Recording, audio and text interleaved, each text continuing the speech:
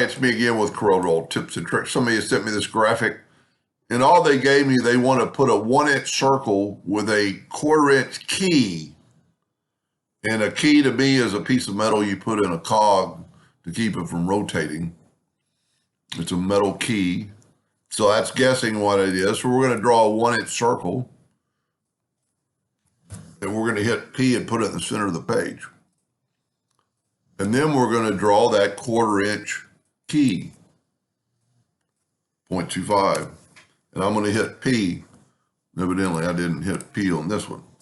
So that put it in the center. And this is really elementary, but I just decided maybe help him. Hit B. So I selected them both and hit B. Now, if you needed make sure it's 1/4 inch. If you cut this out, this wall will not be 1/4 inch tall. So what we can do, so there's two trains of thought, hold down the control button and have it snap to that intersection. Now there's two ways to do this.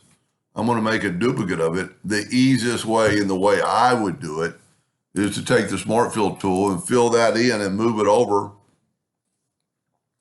And then you left click, right click, and you have that item. And it is all one piece and it won't fall apart. The other way, and the way some people still do it, is take the virtual segment delete key and delete this. But now you have two objects, but you can go to weld and weld it.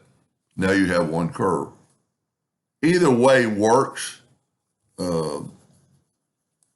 I don't know why I just started using the Smart Fill tool instead of. I'm hoping that was what he was talking about. Anyway, I hope that helped. Thank you for watching.